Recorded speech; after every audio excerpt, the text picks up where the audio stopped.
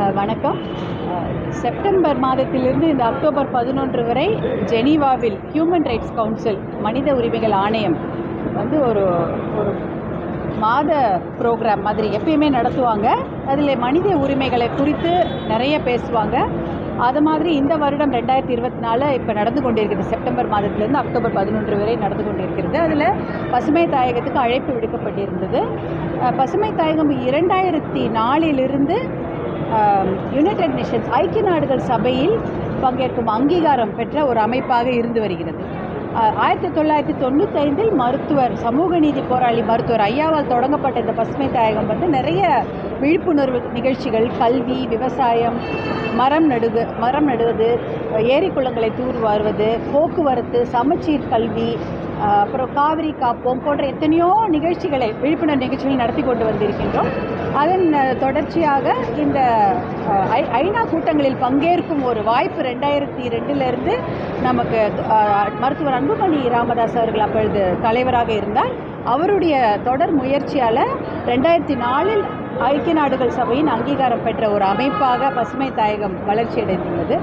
அதன் மூலமாக எல்லா கூட்டங்களிலும் இந்த ஹியூமன் ரைட்ஸ் கவுன்சிலில் பேசுகிறது மட்டுமல்ல, நியூயார்க்கில் நடக்கக்கூடிய ஐக்கிய நாடுகள் சபை கூட்டங்கள்லையும் பேசக்கூடிய வாய்ப்பு நமக்கு இருக்குது.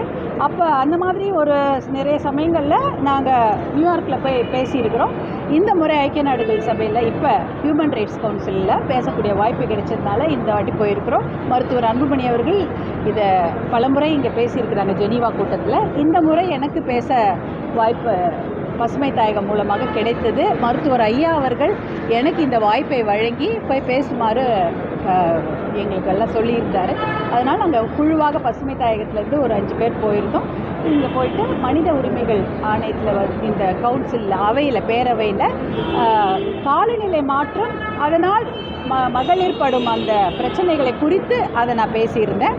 அதை நீங்கள் பார்த்துருப்பீங்கன்னு நினைக்கிறேன். காலநிலை மாற்றத்தால் அதிகமாக அவதிப்படுவது என்னமோ மகளிரும் பெண்களும் குழந்தைகளும் தான்ன்ற தலைப்பில் தான் பேசியிருந்தோம்.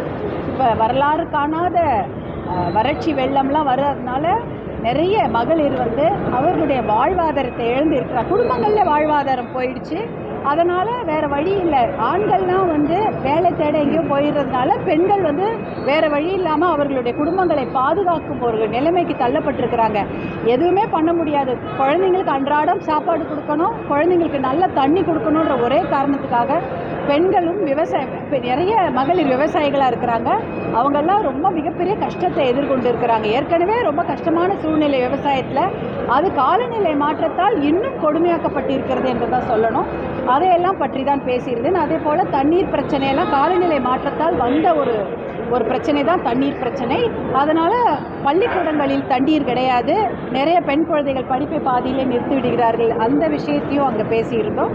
இதற்கெல்லாம் தீர்வு பெண்களை குறிவைத்து பெண்களுக்காகவே காலநிலை மாற்றத்தை எப்படி எதிர்கொள்வது என்று ஒரு நிறைய திட்டங்களை அரசாங்கங்களும் கொண்டு வர வேண்டும். அதற்கு உலக நாடுகள்லாம் முயற்சி செய்து பசுமை இல்ல வாயுக்கள் வெளியிடுவதை குறைத்து கொண்டாலே போதும் அப்படின்ற ஒரு விஷயத்தை தான் சொல்லியிருந்தோம்.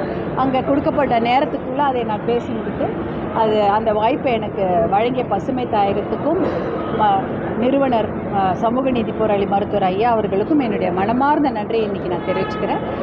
இதை வந்து அத்தனை ஊடக நண்பர்களும் இதை ஒரு பெருமையாக எல்லா பத்திரிகையிலையும் தொலைக்காட்சியிலும் நீங்கள் அதெல்லாம் எல்லாருக்கும் கொண்டு போய் சேர்த்தீர்கள். உங்களுக்கும் என்னுடைய மனமார்ந்த நன்றியை நான் தெரிவிக்கிறேன்.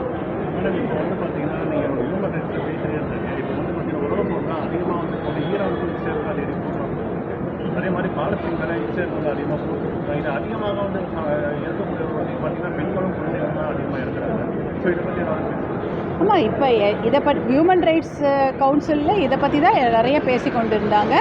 நம்ம என்ன சொல்கிறோன்னா, கிளைமேட் சேஞ்சால் இனிமேல் வந்து தண்ணீருக்காகவே நம்ம சண்டை போட்டுக்கிறோம். தண்ணீருக்காக நிறைய தண்ணீர் பிரச்சனையால் தான் நிறைய அண்டை மாநிலங்கள் மட்டும் இல்லை, அண்டை நாடுகளும் சண்டை போட்டுக்கொள்வார்கள்ன்ற ஒரு உண்மை இருக்கிறது.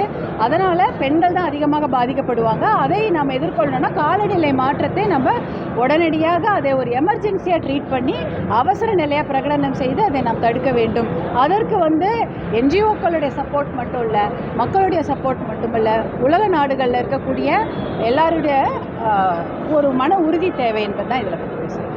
போதைக்கு அதிகமாக எதிர்ப்பு தெரிவித்த கட்சி பாமக இப்போ இப்போ வந்து இன்னைக்கு I want to celebrate this moment. இந்த தமிழ்நாட்டிலேருந்து நம்ம வந்து ஐக்கிய நாடுகள் சபையில் போயிட்டு பேசக்கூடிய ஒரு வாய்ப்பு நம்ம கிடைச்சது இல்லையா, பசுமை தாயகம். அந்த விஷயத்தை தான் நான் இன்னைக்கு பெருமையாக செலிப்ரேட் பண்ணணும்னு நினைக்கிறேன். இன்னொரு விஷயத்த சொல்லணும். இந்த இந்த நிகழ்வுக்கு வந்து நாங்கள் எல்லோரும் போயிருந்தோம். மருத்துவர் அன்புமணி ராமதாஸும் அவரும் இன்றைக்கி வந்திருந்தார். அவருடைய வேலையெல்லாம் இருந்தது.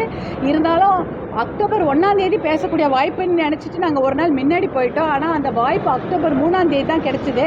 அப்போ வந்து அவருக்கு நிறைய இப்போ உங்களுக்கே தெரியும், தருமபுரியில் கூட கடையடைப்பு நடத்தியிருக்காங்க. அங்கே போக வேண்டிய நிலைமை இருந்தாலும் மனைவியாக எனக்கு வந்து உறுதுணையாக இருக்க வேண்டும் என்று அவரும் வந்து அங்கே உட்காந்துருந்தார்.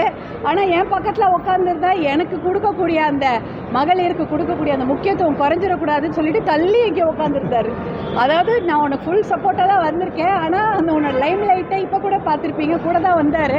ஆனால் இந்த மீடியா நீங்கள் ஊடக நண்பர்கள் சகோதரர்களாக இருக்கிறீங்க, அப்போ வந்து அந்த அவரும் கூட இருந்தால் அந்த என்ன சொல்கிறது, அவருக்கு அந்த முக்கியத்துவம் கொடுத்து போயிடும்ன்றதுக்காக என்ன நீ பேசுன்னு சொல்லிட்டு அவர் போயிட்டாங்க. So I am living with a real hero. அவருக்கு என்னுடைய மனமான நன்றியை நான் இன்றைக்கி தெரிவிச்சுக்கிறேன். செய்திகளை உடனுக்குடன் தெரிந்து கொள்ள உடனே சப்ஸ்கிரைப் பண்ணுங்க.